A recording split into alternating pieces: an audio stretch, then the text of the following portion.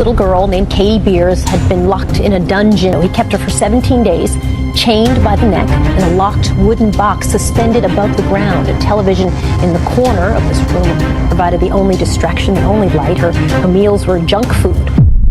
I survived an abduction. Get ready for scary stories to tell. Tell me something. He threw me on the bed, and I was screaming my brains out. He started kissing me. My hand hit a nail. He locked me in that little cubby hole. Inspired by the true story of Katie Beers, this is a respectful fictionalization titled Beneath the Silence, focusing on survival, resilience, and hope. The disappearance. It began on a quiet December day, the kind of cold that made the air feel brittle and the clouds hang low, pressing on the rooftops like secrets too heavy to carry. 10-year-old Katie Palmer was last seen in the parking lot of a strip mall on Long Island. She had just been dropped off by her godmother's husband, John, a man who everyone thought was odd but harmless.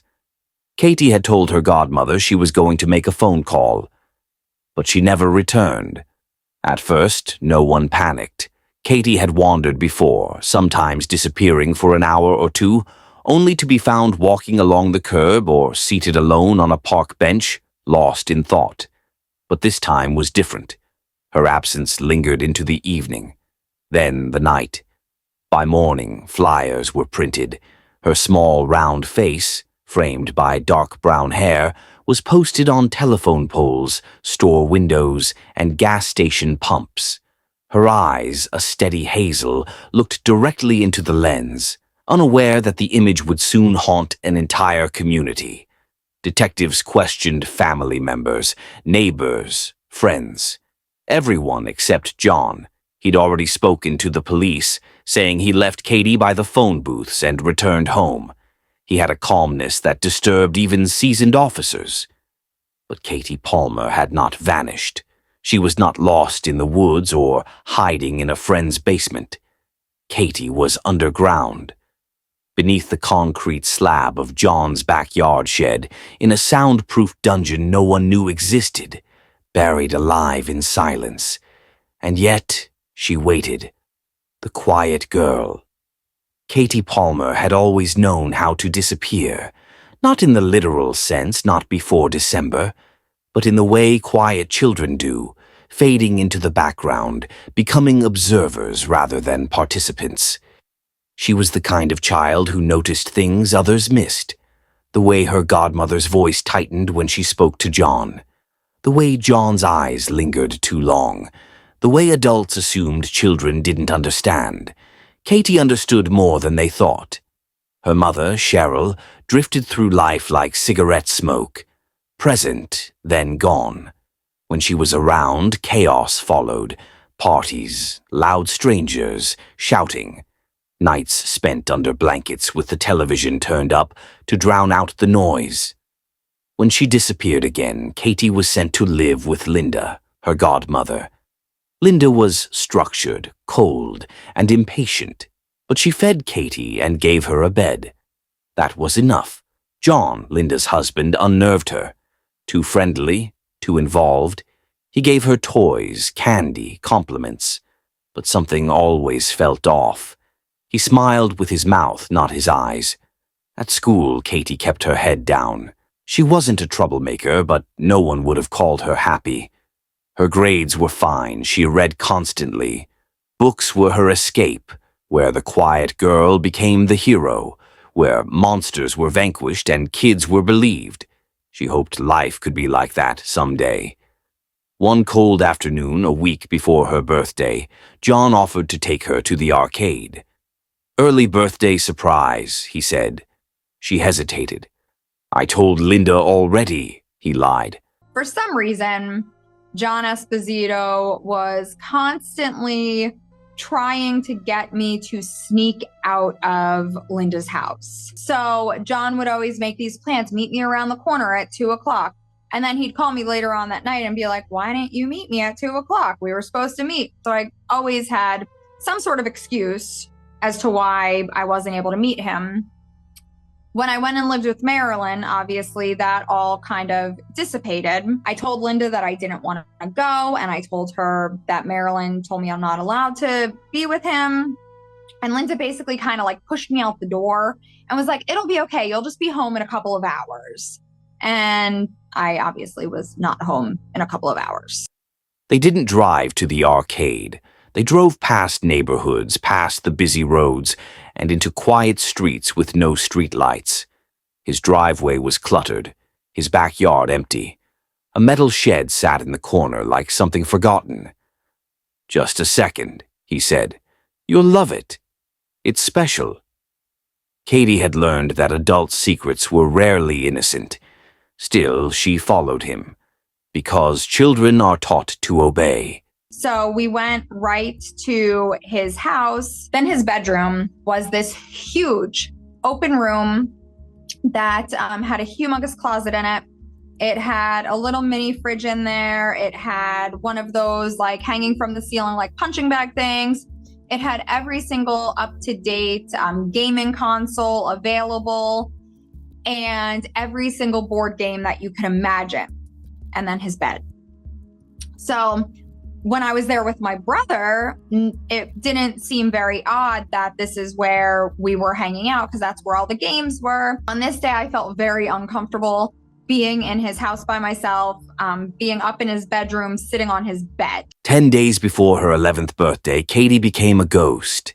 Inside John's shed was a trap door, beneath it a small chamber. Walls lined with foam, wires coiled like veins.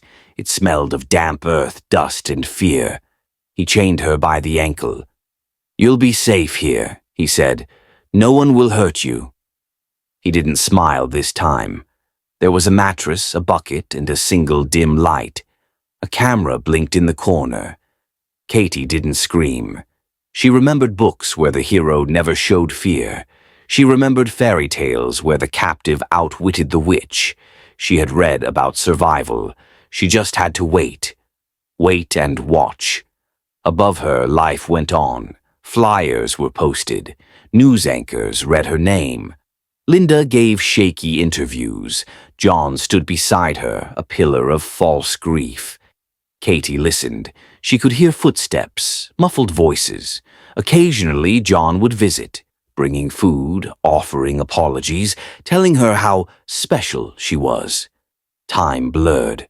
She marked days with her fingernails on the wall.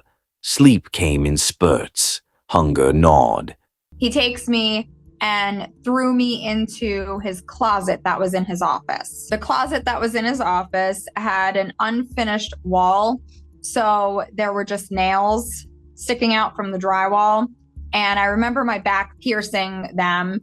So now I'm crying because I'm scared. I'm convulsing because I'm hurt. I see that he is maneuvering something from the floor. And then suddenly this huge slab of concrete that is very, very thick rises up from the floor and it opens up this big hole. He then tells me to get in there and I tell him no. I'm sure he had to tell me several times before he just reached over it, picked me up and basically just dropped me down into this hole. But he then maneuvers himself around me, in front of me, and he pushes open this door and it opens up into this room that is somewhere on his property. There was a toilet just in the middle of the room that was unattached to anything. There was a milk crate on the floor. I don't know if it had anything in it.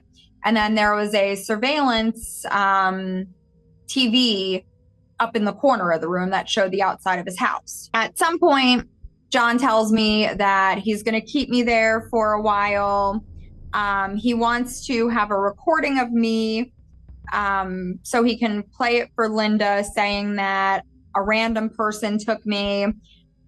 And then he wants to take photos of me laying on the floor looking like I'm dead. And he tells me he wants me to make a sound recording saying, "Some man took me." But her mind remained sharp. She remembered everyone who had ignored her. Teachers, neighbors, the social worker who smiled too quickly and left too soon. Katie had always been invisible, but now she needed to be seen. Time basically stood still. I had no natural sunlight. My sleep schedule was completely off. I never wanted to go to sleep because from the very beginning, Esposito saying, I want to take a picture of you looking like you're dead so I could send it to the police. Esposito spent a decent amount of time down in the dungeon with me. As the police presence at his house became more prevalent and they knew he had me, but they didn't know where. After that point in time, he would really only come down in the evenings to bring me food, clean up whatever food I had from the day prior, and then go back upstairs. So I think that was just kind of wearing him down. And then I think toward the end, I lied to him and I told him that I wasn't feeling well. And I think he tried to bring me some sort of medicine and I lied to him again. Like, I'm really not feeling well. So I think he got scared that something was really wrong with me because I've been down there for 17 days, no light, no other human contact, nothing. So that's when he finally decided to call his attorney and tell his attorney that he had me, or that he knew where I was and that he had me. The attorney then in turn called the district attorney's office and said, we know where Katie is, but we want a deal first. Well, on January 13th, I heard the door opening because he had to use a big power tool. I heard the door opening and it was in the late morning or early afternoon. So I'm freaking out, like, what the hell is going on? What's happening? And then I hear other male voices besides Esposito. So one of them opens up the door and I'm laying there. I was chained by my neck. So I'm laying there chained by my neck. They get the key, they unlock it, and they tell me, we're police officers, you're safe now. They told me that I'm safe and that I could come out. I just stood there I sat there frozen. They again told me that it was safe to come out. So I collected my clothes that I had worn into the dungeon that day, grabbed them, the door was still open, and I hightailed it out of there. Now they're like, okay, well, we're gonna take you out of here. We're gonna go to a hospital. And they put me in this unmarked cop car. And one of the officers looked at me and said, smile and wave. All I wanted was to get food. Like, that's all that I wanted in the world. That wasn't happening. And they concluded their questions.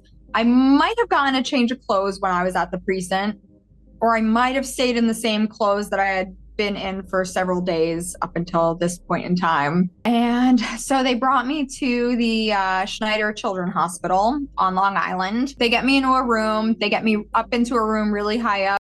Well, you heard it here first, maybe second. Always remember, watch over your family and loved ones. Thanks for watching, and until the next one, peace and out.